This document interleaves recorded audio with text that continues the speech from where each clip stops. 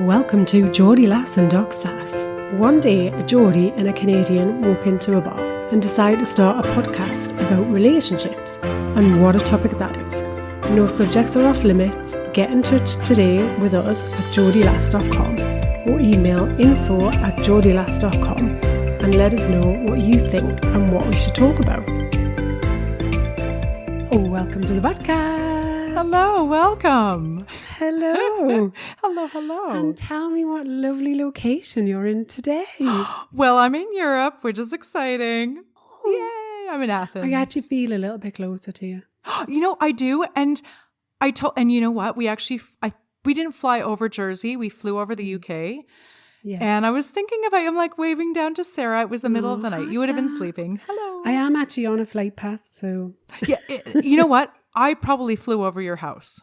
Maybe. Oh my gosh, that's amazing.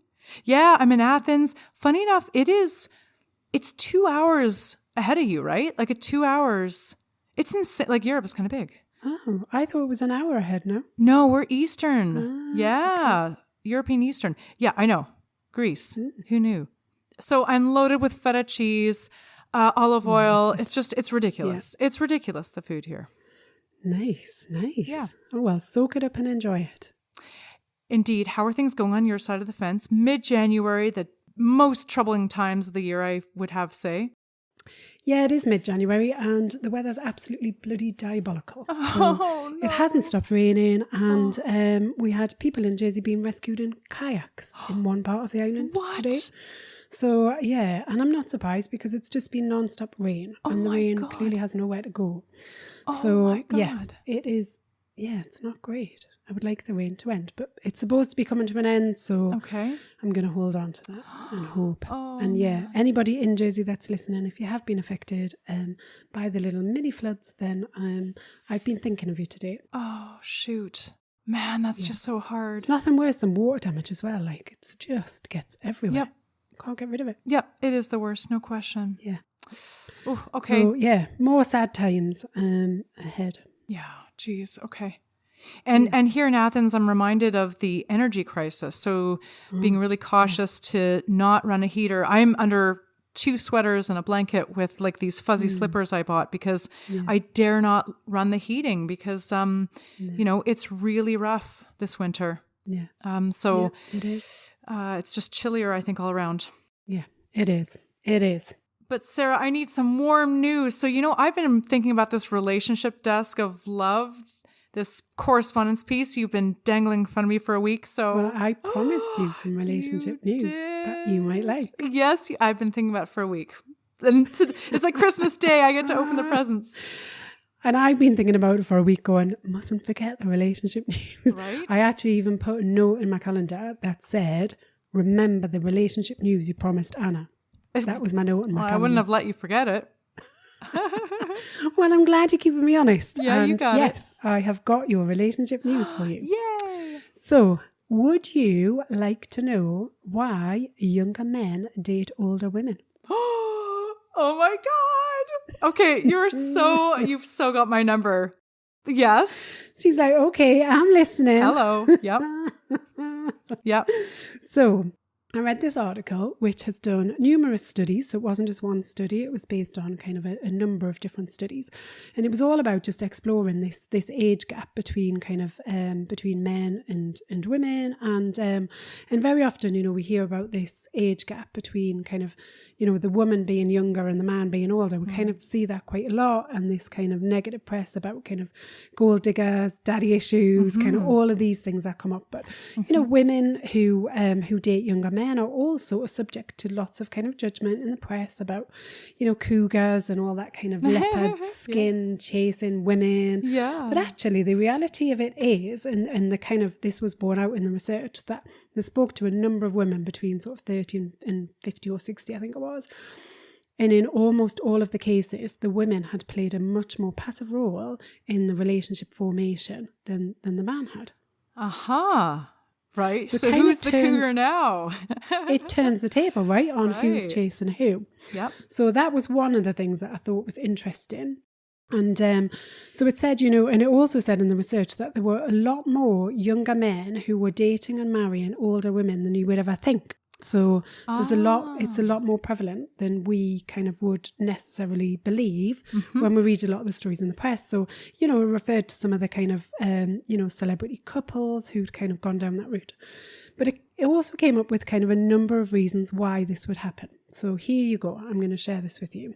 Excellent. So it said that the men actually preferred the older woman because she was more self-assured, more self-confident. I like this one. She was more of a sharp conversationalist. Indeed. That's a way to be described, isn't it? I love a sharp conversationalist on my resume. Like, yeah. Yep. I'll put that on my CV.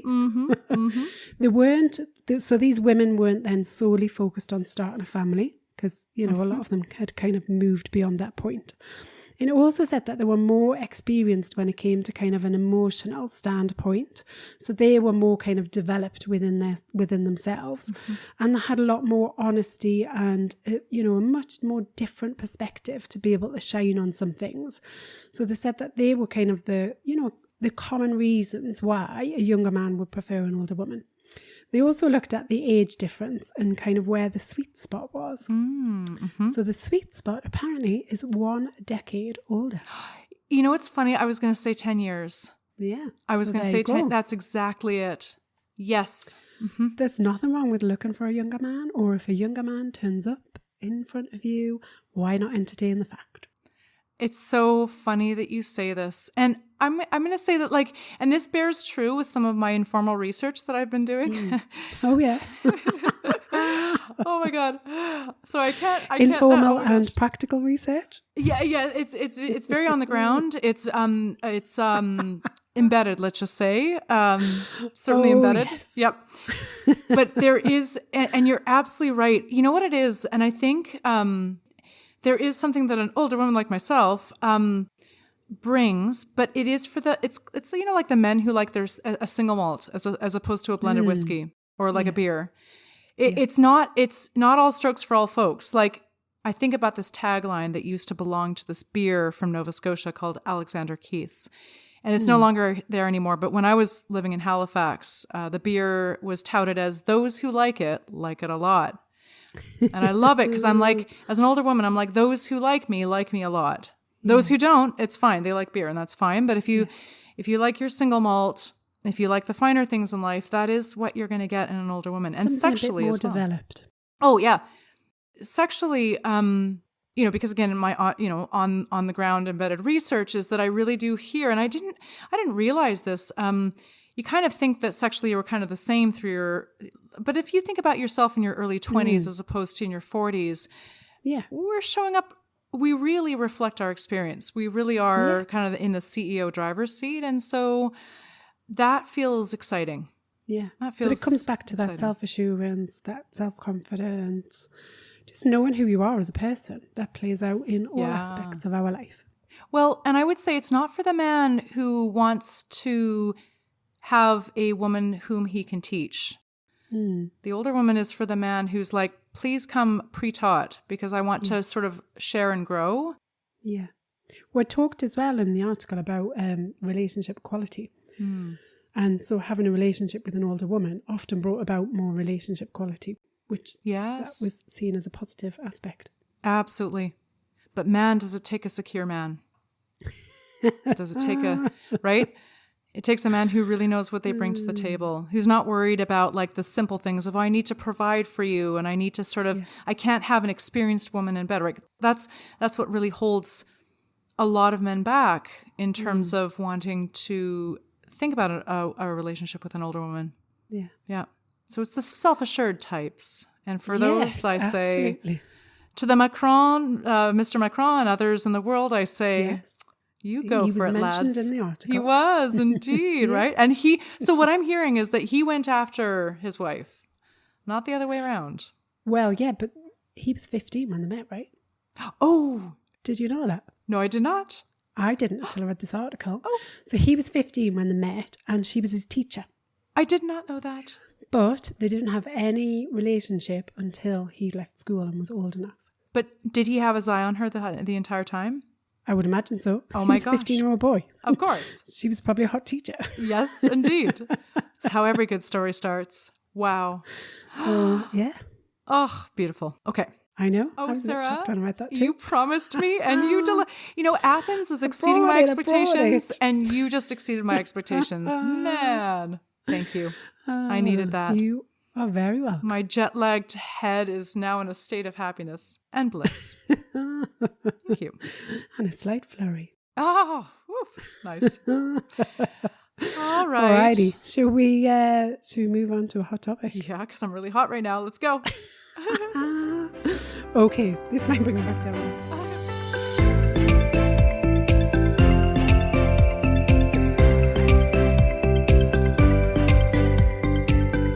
Today's hot topic: the effect of baby blues on your relationship. Oh, yes. Okay. Sometimes we have bringing it back down. We've got to do the serious stuff. Yeah, we got to do the serious stuff. Yeah. So, baby blues. Yeah. Did you know that it affects 8 in 10 women, but also 1 in 10 men?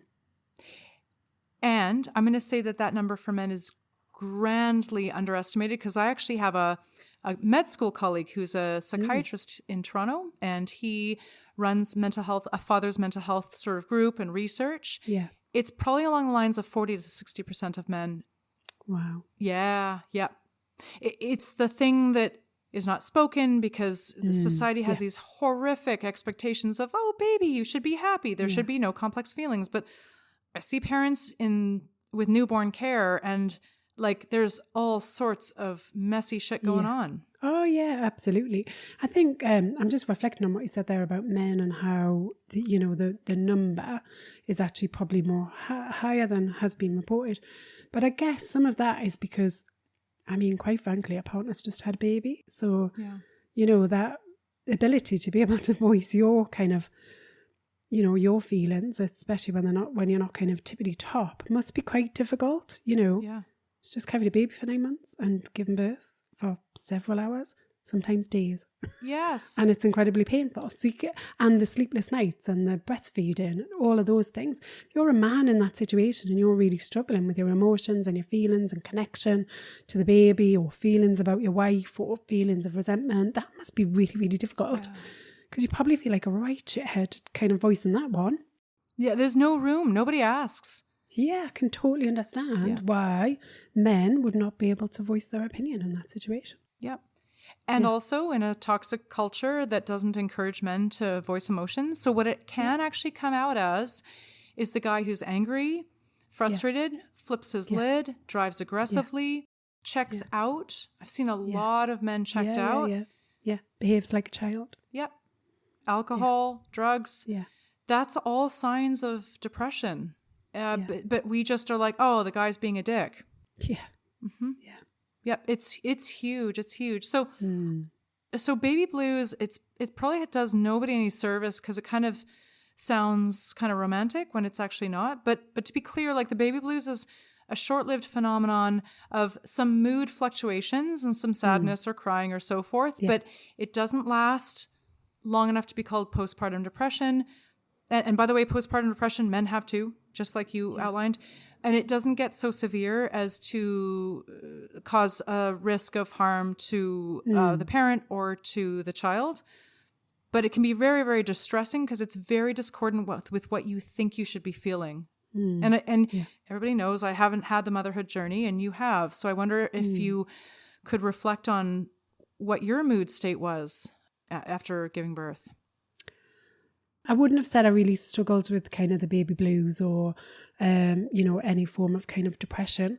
The tiredness, the exhaustion, especially number 2, I don't think I was ever prepared for how tired I was going to feel. I remember somebody coming to visit and I just said, I didn't think it was humanly possible to be this tired. I can understand how they use sleep deprivation as a form of torture because I don't know how I'm going to get through the day. So that wasn't about kind of any kind of, the impact of hormones or any of that. It was just sheer, I need my sleep. And I know that today, it's still the same. More recently I've struggled with my sleep and it floors me, right? And I recognize that now, but when you've just had a baby, especially when you have baby number 2 or 3, whatever you go on, you've got these other children that you're also responsible for. They don't just go away. Right. It's not like they give you one and take away the other for a bit until you kind of get them into routine, and then you can bring them all back together again. Right. So I think that bit is quite challenging when you have kind of more than one. I think looking back, I was still in my kind of control freak stage as a general human being without children and with them. So that need to control everything and be in charge of everything probably made me a bit of a grumpy bitch. Wow. So, but these are the things, right? And these are the effects and these are the behaviours that we demonstrate when we've had a child, and it can be quite tough. And this then kind of, forms this, I guess, this kind of pressure within the relationship to kind of the other person that's maybe not suffering with some of these things.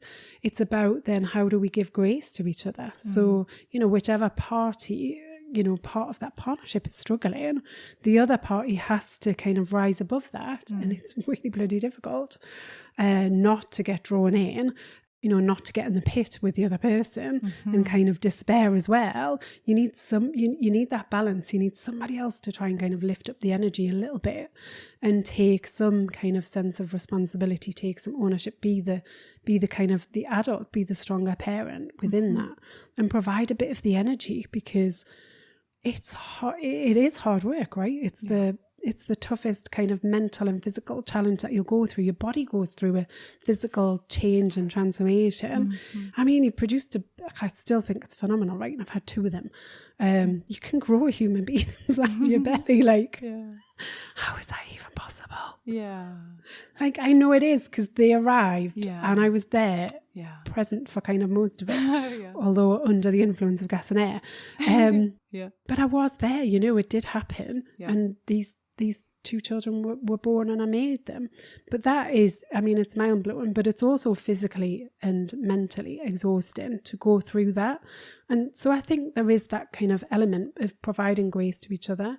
I think there's almost like a caretaker element that kind of goes on, and you do to some degree kind of have to put some of your own needs on the back burner. Same way you do with the child. So the mother very often has to put her needs on the back burner. I can't just say, do you know, I don't fancy kind of feed me right now. I'm just gonna have a little nap. You just can't do that, because you're responsible for this human being that just cannot look after themselves. And probably won't for some time.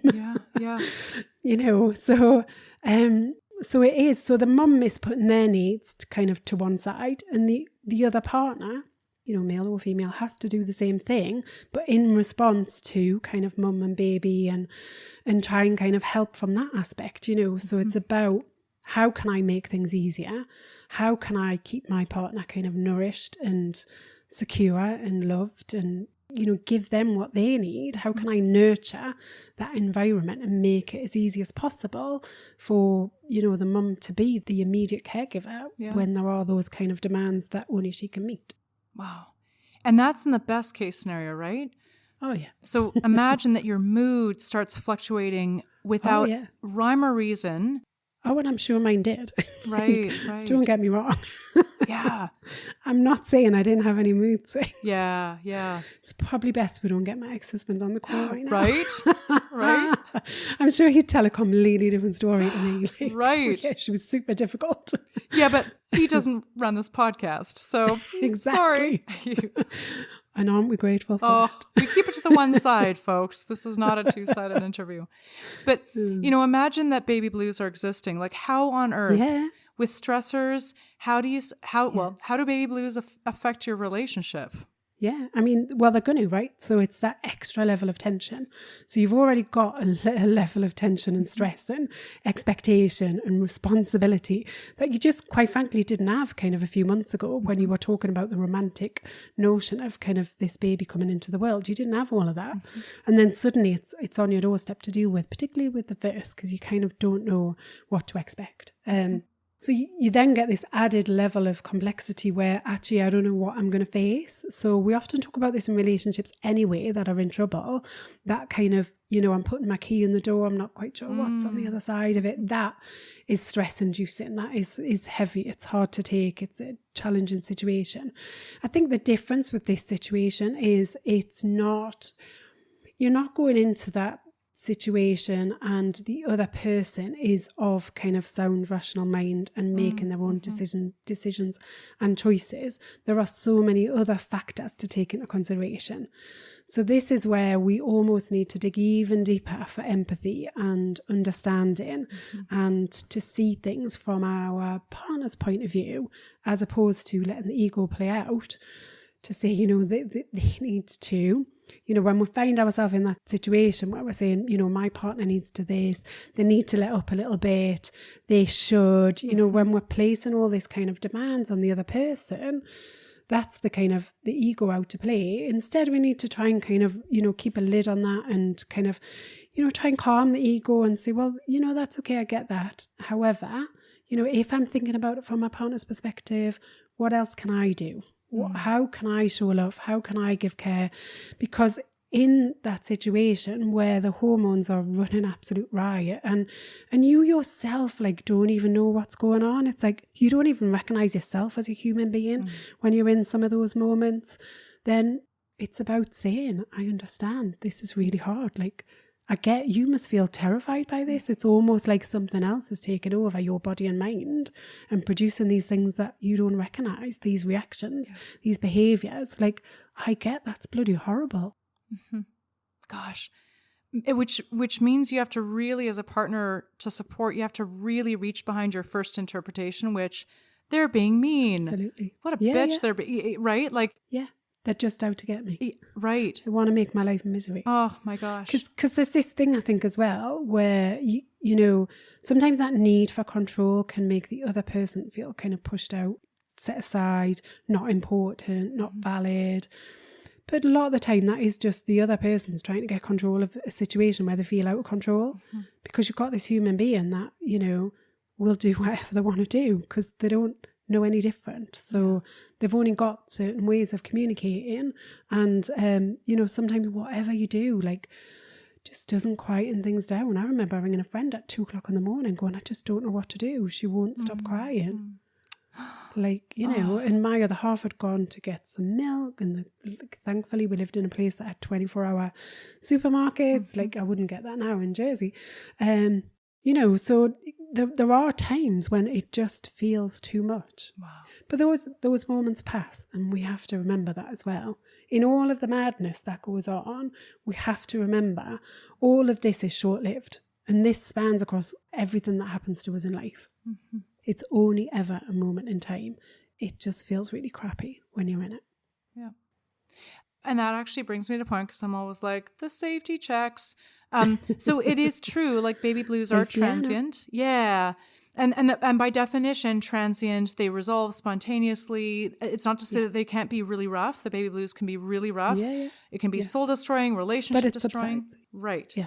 But here's the thing. And again, like, so how do baby blues affect a relationship? And I'll go so far as to say is like, how are you a partner to the various moods that can happen postpartum? And one of them is detecting when things are going off the rails and getting serious and moving into postpartum depression, anxiety, psychosis. So really, like, it's almost like as a partner, if you feel that there's this hole that if you're seeing your partner dig deeper and deeper and they're not coming out, and you're getting worried and you're scared for their safety, or or they're saying weird things, there's a hopelessness expressed, you know, maybe my baby, I'm not a good mother, maybe my baby's better off without me.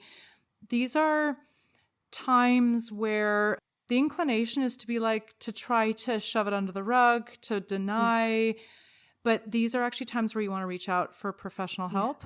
Yeah. And I'd go so far as to say, look, if you're in any doubt, just check. Like, you know, don't wait until you feel like it's kind of a crisis point or you are incredibly worried. Like, you know, just check anyway. Like, people would much prefer that you have conversation to say, do you know what, I'm not quite sure. Are these things kind of, is this normal? Is it just baby blues, or is it something more than that? And I think, you know, whilst the baby blues might sound kind of a bit romanticized, I think it's termed that way so that there is a differentiation between something that is a lot more serious. And it is important to recognize that there is, you know, two ends of that spectrum. They are both important and do impact on the relationship and, impact on kind of, how you're feeling and your emotions and all of that. But how we deal with them is different as well.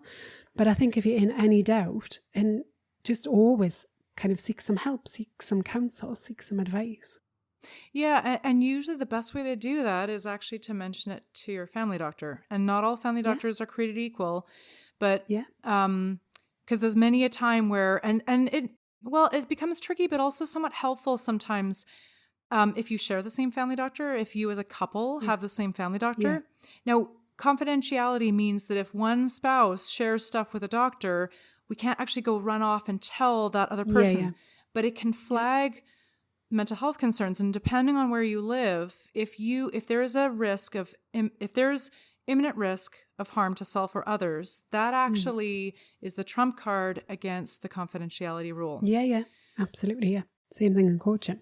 Yeah. Yeah. So, there's just a ton there, but yeah, baby blues. I mean, number one, I think that what you said is tons of empathy, right? Like just the amount of empathy that you need to support a partner who's struggling. Yeah.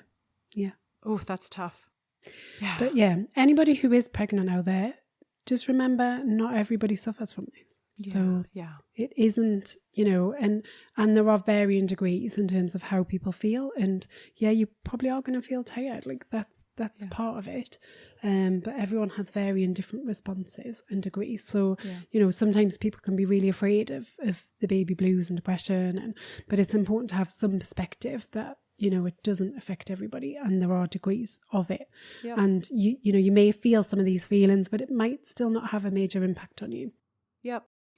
And look, like how it impacts relationship, well, you're going to move through hard times. So it is actually an opportunity to step up and see what your relationship is made of.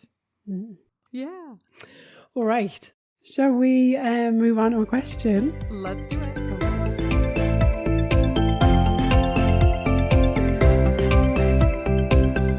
Today's question. I do all the cooking and my husband expects me also to do the cleaning up. He says whoever makes the mess should clean it up. He thinks he contributes to the cooking, but I don't believe that he does. I do most of the cooking. What should I do? Oh my gosh, this is, wow. What do you think about whoever does the cooking, got to clean it up? It's almost like, if it's craft time, like we tell our kids, right? You make a mess, you got to clean it up afterwards. What's the difference between like craft time and cooking? Let's mansplain this right back. Yeah. You get to eat one of them. Right. But I think That's true.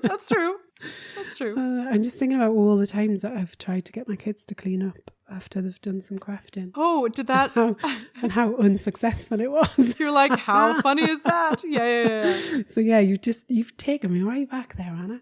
Oh my gosh. So yeah, I think aside from the kind of crafting situation, let's look at this. You're in a relationship, right? And you're two adults. Yeah. This isn't kind of a child and an adult relationship. This isn't, even with children, right? We try to get kids to kind of help with chores and contribute. And so, this isn't any different, right? But you're two adults. So, and you're both eating this food and somebody has taken some time to prepare this food for you, which is actually a really, really nice thing.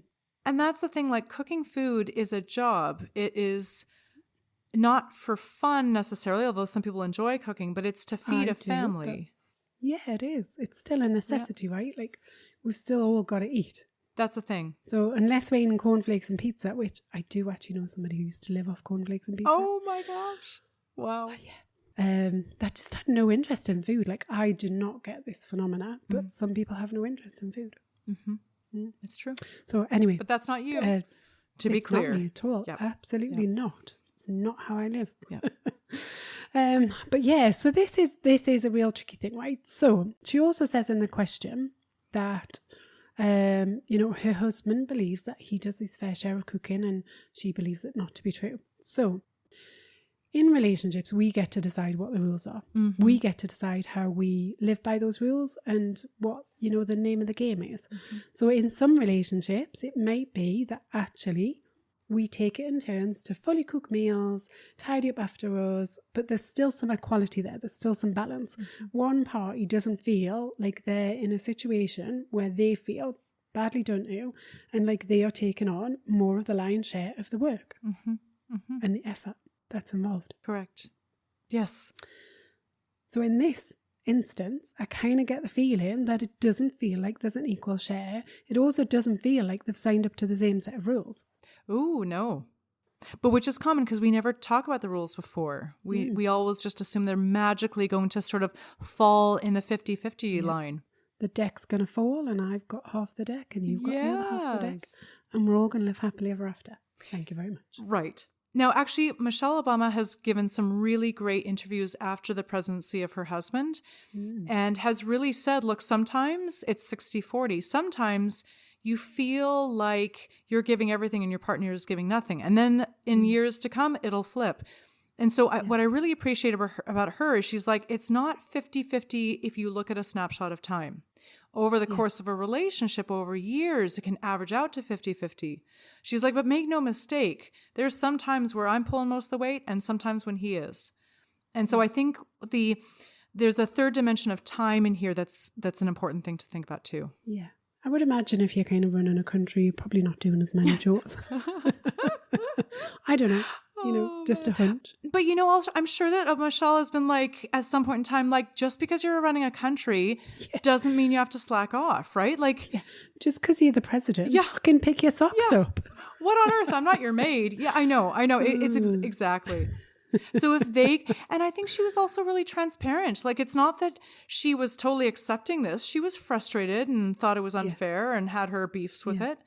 Yeah. But they just made it work. They just persisted nonetheless. Yeah, I think the challenge here is this kind of difference of viewpoint, this difference of opinion, but also this different perception of reality. So, you know, on one hand, he thinks he does a lot of the cooking and she doesn't and thinks that she does the majority of the cooking. Yeah. So, you know, there needs to be some level in there, I think, to actually get to some sort of central truth. And, you know, that might need a bit of manufacturing to get there. Right. So I think a question is like, it may not objectively feel like a lot of effort, but like, I'd be curious, what is the husband doing that feels like such a stretch? Like I'd actually want to get really curious about your contribution. Tell me about what you perceive that you're doing, and not sort of in a way where like, you know, where I'm going to just shoot you down and be like, see, yeah, that's nothing. I mean, unless he's a real lazy jerk, maybe he's stretching himself beyond his comfort zone. We don't know. So I'd be curious, like, what are you doing? What feels like a contribution? What feels like effort for you that I may not, what's the stuff I may not see or appreciate? Tell me about that. Yeah. The other thing too is about the cleaning up. Like dishes, for some people, they love it. And for others, they hate it. And I'd be curious about, as much as I'm in the second camp. I actually love dishes myself. Like I'd be happy, but I don't like doing dishes with other people. I like it being a one-person job. But the other thing too is that like, have we even divided the tasks along the lines of competency and enjoyment? Like, are we just doing stuff that we hate that we could we trade it off for something else is what I'm saying, right? Like, is doing dishes so deplorable for one person that they would rather vacuum the house up and down, do the bills at the end of the month, and clean the toilet? I do know people who hate dishes that badly. Yeah, absolutely. I mean, I'm not sure I'd trade the toilet and vacuuming because I equally hate those two. Oh, see? Okay. Generally just don't like housework, but I'm super good on cooking. Right? Okay, so, yeah. But I think you're right. So it is about, I saw an Instagram thing about how this woman motivates her kids to get involved in chores. And she said exactly the same thing. So I look at what their strengths are. And one of them really, really does not like any form of chores whatsoever at all, but loves the pets. Oh. So they're his chores, right? So he has to fill the dog bowl, clean up around the dog, like anything at all to do with the pets. Like that kid is in there. Oh. Whereas the other one is like a super organizer. So loves sorting out anything. So there is something in that in terms of, you know, what are your kind of strengths? What are your abilities? Where are your enjoyments? And what are you prepared to do? Yeah. And get involved with? Because, you know, maybe you're right. Maybe this isn't just about the cooking and the cleaning question. Like, where else do you feel like there's some equality and effort in the relationship? And, you know, how do we get all of that kind of discussion out there to say, look, let's start with the positive things. So what do you like doing? What are you prepared to take on that actually isn't a chore for you because you get fun and enjoyment from it? Therefore, kind of crack on with that. What are the things that I like doing? And then what's left? And then how do we divide some of those more kind of crappier tasks that we're just not enamoured by in a kind of equal and fair way that we feel comfortable with? Maybe we do those on rotation. Maybe we don't always do the same thing. Yeah. But the key thing is they have not had a discussion. They haven't decided what the rules are. And they're both in this kind of their own version of reality about what's happening. Yes. And what does that lead to? Stories. Yeah. Yeah. Resentment, stories, and eventually contempt. Yes. And then... fuck you, I'm going to create loads of dishes that you've got to kind of tidy up. Or yeah. I'm going to do all these other things. Those spiteful little ways that we try and get one up on our partner. Yep. And that's the nail in the coffin. Damn, you're so right. Yeah. And this is where it is interesting. Feels good at the time when you're doing it. Oh, it feels so great. I love revenge in a relationship. I love me some good revenge in the morning.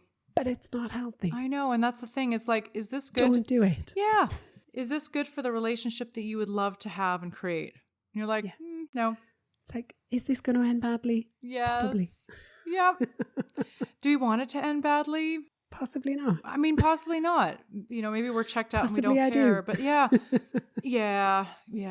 There was something I was listening to the other day, and it talked about, so something we've talked about before on the podcast, like you only ever really kind of see your partner when you see them either in a new situation, or you see them kind of through somebody else's eyes, or when your partner's kind of been away for a while and then they come back and you've missed them, and it's kind of like that freshness, that newness, because we just get used to kind of everything that's around us. And so what I also kind of said in the same conversation was, and it's a really useful way to kind of think about your relationship. If you close your eyes for a moment and just consider, what would happen if for some reason my partner didn't come home tomorrow? How would that make me feel? Oh my God. And it's such a sobering thought, right? To kind of think, no matter kind of what's going on, no matter how mad you are at them, if suddenly they didn't come home tomorrow and it was out of your control, wasn't your decision, how would you feel? Oh my God. That's a leveling question. If I may say, the first thing that comes to mind, there are some relationships for which the answer to that question would be relieved. Yeah, that was my mom when I was 6 years old. My dad almost died in an accident. That sounds really morbid, but I'm just going to say the first thing that I remember as a tiny child was, I think my mom would have. Oh my gosh, that's a relationship that should have ended a long time ago. That's right. That's a relationship you need to walk away from. Yeah, if you can. But it gives you a really kind of true perspective as to what's going on inside and how you feel about it, because you'll have one or two reactions and strong reactions to that question. And if your strong reaction is, actually, I feel relief, I feel like a weight's been lifted, I feel like I can get on with my life, that tells you all you need to know. Yeah. If you feel like, oh my God, I'd actually be devastated, I really don't know how I could go on, I'm complaining about these things, but actually, does it really matter? Again, it kind of gives you a whole different perspective about where you're at, and it gives you kind of the answer about what your next step should be. Damn. Well, it certainly like elevates you beyond the minutia and the pettiness of like dishes. You're like, oh, wait a minute. No, we're in it to win it in this lifetime. We've got to find a way to agree on this thing. And sadly, I'm of that age now where kind of some of these things happen, where people are suddenly taken from their partners, and it is. I've watched the devastation, and it is too much. Yeah, Well, and it's funny as a now single person, still in it to win it in terms of the dream of a romance is thinking that every day I should live as if they will never come home the next day. Like, say the things that you don't wait another day to say I love you. Don't leave an argument in the air. And that's always like, idealized because, but I love the thought of zooming out and being like, who does this person, how much do they really matter in your life? Yeah. A whole hell of a lot. Yeah. And you're in this preparation stage. You're in this preparation for your next relationship, right? Yeah. So it will happen at some stage. Like, use your time wisely. Yeah. To clean house. Yeah, clean my got house. a lot to explore, kind of, work it all out. Anyway, we've left this question hanging. We need to come back to it. Oh my gosh. This is Podcast Law and Order. Come on, bring it back, girl. Bring it back. Clanging the gavel. Here's where I would like to actually get involved with the two of them. There's another side to the story, but definitely it's an opportunity to actually communicate around division of chores, which alongside money and sex are the biggest reasons why people divorce and leave relationships, because they can't agree on or find a common understanding about chores, money, sex, religion. A common understanding about each other. Absolutely. It's got to happen, because this is just a volcano about to erupt. Yeah. So what's my, get your shit in order and do it quick. And it's not just about the dishes. The other thing I would say is there are no rights or wrongs. So like, I'm pretty sure this person kind of wants us to say, yeah, he's a shithead, he should clean up the dishes. But there are no right and wrongs when it comes to our own relationship rules. But we have to define them, and we both have to sign up to them. So that's what I would say. Yeah. And respect is sticking to them. Yeah, absolutely. Yeah. He hasn't disrespected you if there's no rules. It's just expectations not communicated. And that leads nowhere. Yeah. Yeah. True. Silent needs. Yep. Silent needs, guys, are no needs. If you can't, if you feel something, say something. Yeah. Otherwise they don't exist. Ooh. It's hard though sometimes, right? Oh, it is. I'm just sorting through the wreckage of my memories. The memories of the wreckage of, not wreckage, you know what I'm saying, of my very long relationship that, and my gosh, like, it's hard. Yeah, it's hard. Yeah. It's quite one thing to be pontificate from the mount of what the things you should do, and it's quite another to be on the front lines. Yeah. Yeah. Yep. Indeed. Mm-hmm. But live every day as if they were not there tomorrow. Yeah. I want to remember that. Yeah. Oh, January. What a mixed bag. So, I know, doesn't January feel long? And it also brings out like the sitting around the fireplace thinking of deep, dark thoughts. Yeah. I just think it's just such a long month. Such a long month. I don't get it. Like, I mean, August is never this long. July, remember? Yeah. Sundresses and dandelions, wine on the grass. Those days go by super quick. Oh my God. Yeah. These ones never end. Totally. Except for those in the Southern Hemisphere. Well, yes. Whom I'm extremely jealous of with their summertime. All their summertime stuff right now. Yeah. Yeah. So, are you out to play in lovely Athens for the rest of the day? Well, currently it's 10. I have one more coaching call. So I'm coaching like 3 to midnight. But after midnight, oh yeah, hitting the town. It's all to play for. Well, and the Athenians, right? They're like notoriously late. They eat really late. So I'm not going to miss anything. Yeah. Good for you. Sleeping in, dining late. Oh yeah, totally. Yeah. The Athenian way of life. Wow. You make the most of it. I tell you, I'm getting my pajamas on and going to bed soon. Yeah. True that. It's the wise thing. Sleeping my way through January. Oh, listen. Found it's working. Do it, girl. Do it. Hibernation. Fuzzy socks and slippers. Yeah. To all you out there in your pajamas. Tell you, you've got the right idea. Got the right idea, girl. Never mind this dance until dawn. You've got it. And of course, though, you have to wait for wine to accompany those pajamas until February 1st. Yes, this is true. Yep. This is true. Yep. Just reminding you. Although, actually, I'm not missing it, so I'm doing all right. I've always admired. It's been the 3rd dry January, I think, that I've witnessed you go through. Oh, I'm on like you're my really 7th, good. 8th year, though. Yeah, you're a superstar. You got it down. When I make my mind up I'm doing something, nothing gets in the way. Beautiful. Love it. Oh, beautiful. Well. Alrighty. So, till next time. So that's it for another week of Geordie Lass Doc Sass. We hope you've enjoyed listening as much as we've enjoyed chatting. Get in touch and share your questions for relationship remedies and any hot topics you want us to cover. If you need help navigating all things relationships, Anna and Sara are available for one-on-one coaching support. Email info@geordielass.com. Please remember to like, share, subscribe if you've enjoyed listening. And if you've not, how on earth have you made it this far? I promise we'll try harder next time.